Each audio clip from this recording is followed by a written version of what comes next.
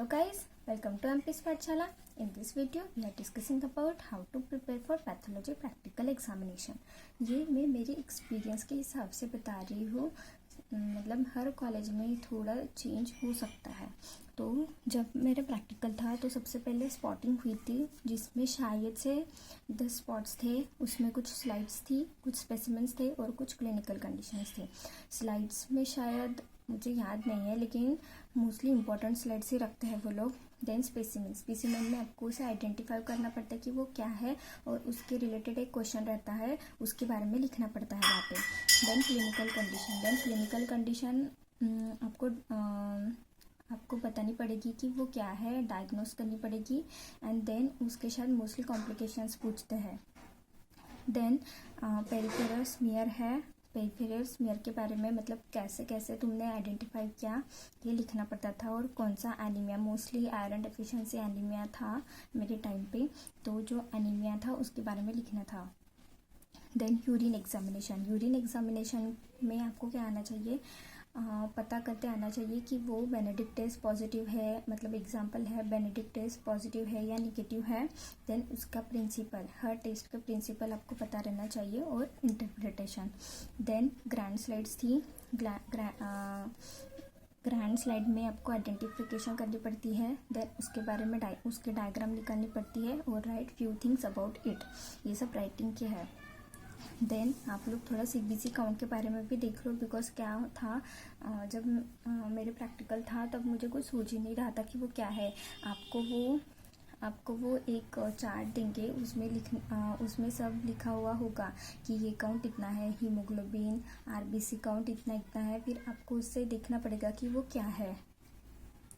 तो CBC count थोड़ा hard जाएगा, तो आप लोग थोड़ी इसकी प्रैक्टिस कर लेना.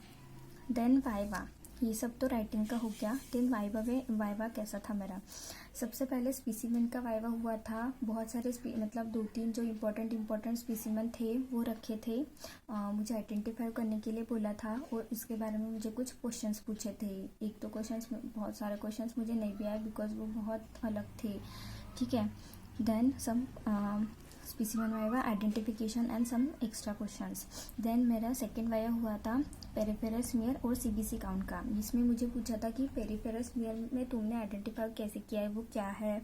सीबीसी काउंट में हमें गिवन कंडीशन रहती, फिर हमें देखना पड़ता है कि वो क्या है. तो मुझे पूछा था कि ये ऐसा होगा तो फिर कैसा होगा, और बहुत सारे एक्स्ट्रा क्वेश्चंस भी पूछे थे.